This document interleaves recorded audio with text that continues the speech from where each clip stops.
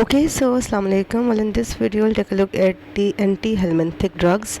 We know that there are platyhelminthes, which are called as flatworms. Now, flatworms often infect humans as well, and they can cause some serious diseases and some serious symptoms. So, we need to cure the disease as well as the symptoms. So, there are some antimicrobial drugs specifically targeted for platyhelminthes या flatworms के against the drugs होते हैं उनको one by one study करते हैं. Now, first of all, we need to classify platyhelminthes into three main classes. इनमें से एक होते हैं नीमाटोड्स, एक होते हैं सिस्टोड्स और एक होते हैं ट्रेमाटोड्स. अब जो नीमाटोड्स होते हैं उनमें आ जाता है फिर roundworm, hookworm, pinworm. जो सिस्टोड्स होते हैं उसमें आ जाते हैं टीनिया सोलियम, हाइड्रेटेड डिजीज़ कॉज करने वाले इकानोकोकस, ये दो उसमें होते हैं इंपॉर्टेंट. और जो ट्रेमाटोड्स होते हैं उसमें फिर liver fluke, lung fluke, blood fluke ये आ जाता है. तो फर्स्ट ऑफ ऑल हमें क्लासिफिकेशन पता होना चाहिए कि प्लेटीहेलमिन्थीज़ में आगे कौन कौन से ऑर्गेनिजम्स हैं, फिर उन्हीं ऑर्गेनिजम्स के अगेंस्ट टारगेटेड हम एंटी हेलमिन्थिक या एंटी माइक्रोबियल ड्रग्स देंगे. ठीक है. अच्छा, before we move on with the drugs हमें ये पता होना चाहिए कि इसमें इम्पॉर्टेंट बस 3-4 ही ड्रग्स हैं. एल्बेंडाजोल, मिबेंडाजोल, प्राज़िक्विंटल और पामाटल, पता नहीं क्या था, पैरेंटल पामोएट. ठीक है, इस तरह के ड्रग्स है. बस ये 4-5 इंपॉर्टेंट है, लेकिन उनको इस तरह से क्लासीफाई किया हुआ है कि एक ऑर्गेनिज्म के साथ कि उनको मेमोराइज़ करना शायद थोड़ा टफ हो. खैर, पहली क्लास जो है प्लेटीहेलमिन्थीज़ की वो है नीमाटोड्स. और नीमाटोड्स के आगे फिर 3 मैं बताया था, पिन वॉर्म, हुक वॉर्म और राउंड वॉर्म. फर्स्ट है राउंड वॉर्म. राउंड वॉर्म की इन्फेक्शन को हम बोलेंगे एस्केरियासिस. अब एस्केरियासिस ज़्यादा इंपॉर्टेंट ड्रग में एल्बेंडाजोल है. सेकेंड इज मेबेंडाजोल, थायोबेंडाजोल, पैरेंटल पामोएट और आइवरमेक्टिन. ठीक है. अब हमें लग रहा है कि हर एक में इतनी ज़्यादा ड्रग्स होंगे, हमें अलग अलग याद करनी पड़ेगी. हालांकि ऐसा नहीं है, सारी ही कॉमन है. सब ड्रग्स, सब डिजीज़ की जो ड्रग्स हैं वो कॉमन है. तो अगर आपने एक ही याद कर ली मतलब आपने सब की याद कर ली. तो मैंने जैसे बताया कि 4-5 इंपॉर्टेंट है, एल्बेंडाजोल, मिबेंडाजोल, पैरेंटल पामोएट और एक और आगे आएगी प्राज़िक्विंटल. लेकिन हम प्राज़िक्विंटल आगे इनमें नीमाटोड्स में डिस्कस नहीं करेंगे. हम पहले ये पता होना चाहिए कि अगर हमें एस्केरियासिस हुआ है, राउंड वॉर्म की इन्फेक्शन हुई है, तो हमने ये 4-5 ड्रग्स देनी है. सेकेंड इंपॉर्टेंट क्लास है एनसाइक्लोस्टोमियासिस या हुक वॉर्म की इन्फेक्शन. उसमें भी सेम ड्रग्स देखें, एल्बेंडाजोल, मेबेंडाजोल, पैरेंटल पामोएट, बस ये याद होना चाहिए आपको. फिर पिन वॉर्म की इन्फेक्शन हम बोलते हैं एंटेरोमेबियासिस या एंटेरोबियासिस.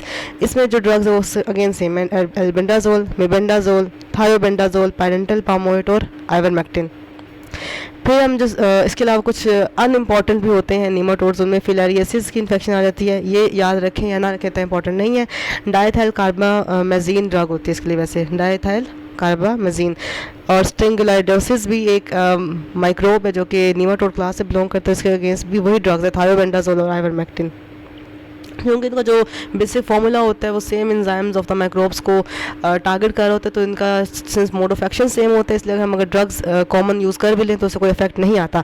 वो थी ड्रग्स जो हम लोग यूज़ करते हैं नीमाटोड्स के अगेंस्ट. अब आगे हैं सिस्टोड्स. सिस्टोड्स मैंने बताया 2 तरह के हमने स्टडी करने हैं. टीनिया सोलियम के अगेंस्ट जो टीनियासिस कॉज कर रहा होता है, और इकानोकोकस के अगेंस्ट जो कि हाइड्रेटेड डिजीज़ कॉज कर रहा होता है ह्यूमन्स पे. तो again as you can see drugs same है, एल्बेंडाजोल, मेबेंडाजोल. ठीक है, लेकिन 2 ड्रग्स ऐड हुई हैं. कौन कौन सी? प्राज़िक्विंटल और निक्लोसामाइड. आपने देखा कि नीमाटोड्स में ये दोनों नहीं थी, कहाँ पर आई हैं? सिस्टोड्स में आई हैं, प्राज़िक्विंटल और निक्लोसामाइड. तो ये हमें पता होना चाहिए, एटलीस्ट इतना पता होना चाहिए कि प्राज़िक्विंटल सिस्टोड्स और आगे ट्रेमाटोड्स के लिए इंपॉर्टेंट है. जबकि जो हमने पीछे नीमाटोड्स देखे थे या जो हुक वॉर्म, पिन वॉर्म, उन सब के लिए कौन कौन सी इंपॉर्टेंट थी? Albendazole, mebendazole, thiabendazole. ठीक है. हाइड्रेटेड डिजीज जो कि इकानोकोकस कॉज कर रहा है, उसके जो ड्रग्स हैं वो अगेन सेम है जो हमें पीछे पड़ी है. कौन कौन सी? एल्बेंडाजोल, मेबेंडाजोल और निक्लोसामाइड. फिर आ जाते हैं ड्रग्स अगेंस्ट ट्रेमाटोड्स. ट्रेमाटोड्स मैंने बताया कि liver fluke, lung fluke, blood fluke, जो फ्लूक्स होते हैं उन सब के अगेंस्ट ड्रग्स वो देखते हैं. इनमें पहले आ जाते हैं ब्लड फ्लूक, सिस्टोसोमेसिस. उसके अगेंस्ट ड्रग्स अगेन सेम है, प्राज़िक्विंटल, लेकिन 2 ऐड हो गई हैं, मेट्रिफोनेट और ऑक्सैमनिक्विन. आगे से हम ड्रग्स ऐड कर, लेकिन पुरानी वाली भी साथ साथ चला रहे हैं. जैसे हम पीछे देखा कि एल्बेंडाजोल में बेंडाजोल भी थी, पर ऐड कौन सी होगी? प्राज़िक्विंटल ऐड होगी. ठीक है. और उसमें भी वही सारी हैं, प्राज़िक्विंटल अभी भी है, लेकिन साथ में ऐड कौन सी होगी? ऑक्सैमनिक्विन और मेट्रिफोनेट. ठीक है, कौन से? ब्लड फ्लूक में. और इसी तरह जो इंटेस्टाइनल है, लिवर है या लंग फ्लूक, उसके अगेंस्ट हम एक ही ड्रग देते हैं, प्राज़िक्विंटल. प्राज़िक्विंटल बहुत इंपॉर्टेंट होती है सिस्टोड्स के लिए भी और ट्रेमाटोड्स के लिए भी. ये हम लोग नीमाटोड्स में ऐसे नहीं देते. ठीक है. तो अब हमें पता, अच्छा 2 आगे कॉन्सेप्ट्स आते हैं. होता है सिस्टिक सर्कोसिस का कॉन्सेप्ट और होता है न्यूरोसिस्टिक सर्कोसिस का कॉन्सेप्ट. मैं इसको ज़रा एक्सप्लेन करना चाहूँगी. अच्छा, वैसे तो ये माइक्रोबायोलॉजी का पार्ट है, लेकिन यहाँ पता होना चाहिए क्योंकि इसके अगेंस्ट हम ड्रग्स कुछ देते हैं पेशेंट्स को। तो होता ये है कि नॉर्मली जो हम ह्यूमंस इन्फेक्ट होते हैं किसी माइक्रोब से, वो नॉर्मली अपनी लार्वल फॉर्म में होता है। हम उसकी लार्वल फॉर्म इंजेस्ट करते हैं, लार्वल फॉर्म आगे से हमारे ड्यूडनम में जाकर वहाँ से फिर हमारे लिवर में जाती है, लिवर में जाकर एब्सेस कॉज करते हैं। नॉर्मली ये साइकिल होती है माइक्रोब की कि हमने लार्वा से हम इन्फेक्ट हुए, वो लार्वा हमारे ड्यूडनम से बाइल डक्ट के थ्रू गए हमारे लिवर में, वहाँ पर जाके उसने क्या कर दिया, हमारे अंदर इन्फेक्शन कॉज कर दिया। लेकिन कई बार ऐसा होता है कि ह्यूमंस डायरेक्टली एग्स इंजेस्ट कर लेते हैं।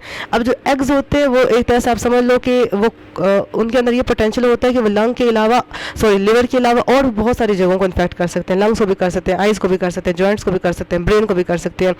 तो ये जो एक कॉन्सेप्ट है कि जब हम ह्यूमंस लार्वी के अगेंस्ट डायरेक्ट लार्वी के बजाय डायरेक्ट एग्स से इन्फेक्ट हो जाएं, उस माइक्रोब के एग्स हमें डायरेक्टली इन्फेक्ट कर दें, इसको कहते हैं द कॉन्सेप्ट ऑफ सिस्टिसर्कोसिस। ठीक है, क्योंकि अब वो जो एग्स है now they can go at any part of the body. अगर हम लार्वी से इन्फेक्ट होंगे तो they can go only to the liver, but if we are infected by the eggs of the microbe they can go anywhere. वो फिर eyes को भी infect करेंगे, ब्रेन को भी करेंगे, जॉइंट्स को भी करेंगे। तो इसको बोलते हैं सिस्टिसर्कोसिस। तो अगर आपने सिस्टिसर्कोसिस के अगेंस्ट ड्रग देनी तो अल्बेंडाजोल इज़ वेरी इफेक्टिव। और न्यू सिस्टिसर्कोसिस हम तब करेंगे जब वो माइक्रोब अपने एग्स को हमारे ब्रेन में भेज दे और ब्रेन में लार्वा जाके एब्सेस बना दे, वहाँ पे सिस्ट बन जाए, वहाँ पे डिजीज कॉज हो, जो हम बोलेंगे न्यूरोसिस्टिसर्कोसिस, उसके अगेंस्ट प्राज़िक्विंटल अच्छी होती है ड्रग। तो आई होप आप लोगों को ये कॉन्सेप्ट समझ में आ गया होगा। अब ईच एंड एवरी ड्रग की हमें पता होना चाहिए मोड ऑफ एक्शन क्या है, उसकी टॉक्सिसिटी क्या। अब सारे ड्रग्स का करना थोड़ा टफ है, याद भी नहीं देगा, तो हम जस्ट इंपॉर्टेंट कर लेते हैं। अल्बेंडाजोल सबसे इंपॉर्टेंट है, ब्रॉड स्पेक्ट्रम में हम देखा था कि ये सिस्टोड्स के लिए भी थी और ये हमारे पास ट्रेमाटोड्स के लिए भी थी। इंपॉर्टेंट है ब्रॉड स्पेक्ट्रम में। मोड ऑफ एक्शन ये होती है कि जो हमारे पैरासाइट है, जो हमारे माइक्रोब है, उसके अंदर जो बीटा ट्यूबलिन है, बीटा ट्यूबलिन के जाके के साथ खुद को बाइंड करती है। बीटा ट्यूबलिन के आगे प्रोलिफरेशन नहीं होती है उस इंसेक्ट के अंदर या उस माइक्रोब के अंदर, जो साइटोस्केलेटन है वो ग्रो नहीं कर पाता, तो उसकी सिंपली सेल डिवीजन नहीं होगी, क्योंकि we know we need cell cytoskeleton for proper cell division. Cell division नहीं होगी तो वहीं पे बेचारा मर जाएगा। ठीक है, इसके एक तो ये क्या करता है, सेल डिवीजन को इनहिबिट करता है by binding with the beta tubulin and inhibiting the polymerisation of the microtubule. Second ये क्या कर रहा है, ग्लूकोज अपटेक रोक रहा है। थर्ड ये क्या कर रहा है, ऑक्सीडेटिव फॉस्फोराइलेशन की डीकपलिंग कर रहा है। We know that for energy production there has to be coupling of oxidative phosphorylation, वो नहीं हो रही है। तीन काम कर रहा है अल्बेंडाजोल। क्या क्या कर रहा है, बीटा ट्यूबुलिन के साथ बाइंड कर रहा है खुद को, माइक्रोट्यूब्यूल्स का सिंथेसिस रोक रहा है। सेकंड क्या कर रहा है, ग्लूकोज का अपटेक रोक रहा है। थर्ड क्या कर रहा है, ये अनकपलिंग करा रहा है या फिर कपलिंग को प्रिवेंट कर रहा है किसकी, ऑक्सीडेटिव फॉस्फोराइलेशन के। तो ये तीन हो गए उसके मोड ऑफ एक्शन। बाकी हम ये कहते हैं कि लार्विसिडल भी है और ओविसिडल यानी कि एग्स के अगेंस्ट भी काम करती है।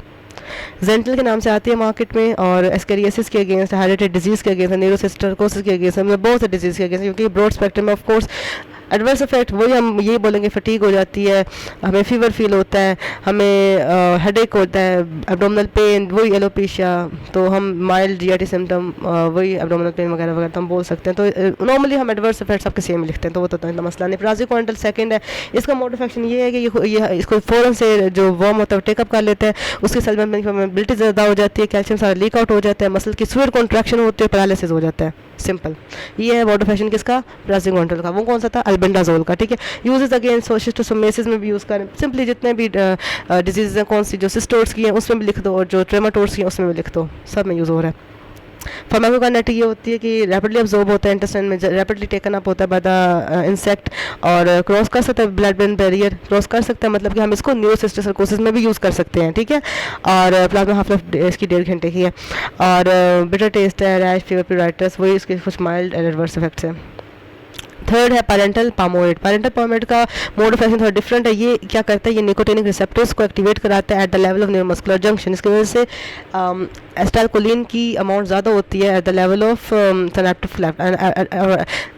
सॉरी, जब एसिटाइलकोलिन की अमाउंट ज़्यादा होगी तो क्या होगा, उस वहाँ पे स्फीयर डिपोलराइजेशन होगी, और डिपोलराइजेशन के रिस्पॉन्स में कॉन्ट्रैक्शन होगी, तो उस इंसेक्ट में, उस माइक्रोब में स्फीयर कॉन्ट्रैक्शन होगी, पैरालिसिस होगा, उसकी वहीं पे डेथ हो जाएगी। तो इन दिस वे पैरेंटल पामोएड का एक्शन वैसे तो थोड़ा बहुत डिफरेंट है किससे, उस वाले से, प्राज़िक्विंटल से, क्योंकि वहाँ पर कैल्शियम आयंस का से ई फ्लक्स हो रहा था सेल से। यहाँ पर इस तरह से डिफरेंट है कि यहाँ पर एनएमजे पर निकोटिनिक रिसेप्टर्स एक्टिवेट हो रहे हैं, एसिटाइलकोलिन का रिलीज हो रहा है, डिपोलराइजेशन हो रही है, और कॉन्ट्रैक्शन से पैरालिसिस होकर डेथ हो रही है। तो इस तरह से उसमें, लेकिन ये भी है पैरेंटल पामोएड के बारे में कहा जाता है कि इसको ये थोड़ा सा ब्रॉड स्पेक्ट्रम है, और ये भी काफ़ी सारे को एक्टिवेट करे। तो हमने कौन कौन से ड्रग्स देखे, हमने अल्बेंडाजोल देखी, प्राज़िक्विंटल देखी, और पैरेंटल पामोएड देखी। नॉर्मली यही इंपॉर्टेंट होते हैं। बाकी हमने देख लिया कि कौन कौन सी माइक्रोबियल इन्फेक्शंस हैं जो कि नज़र आती हैं हमें ट्रेमाटोड्स में, सिस्टोड्स में और नीमाटोड्स में। ये तीनों ही प्लेटी हेल्मिंथीज़ की टाइप्स, और इसके अगेंस्ट ये 3-4 ड्रग्स हैं जो इंपॉर्टेंट है. I hope it was easy and I hope it was helpful for you. So thank you so much for watching. अल्लाह हाफिज़.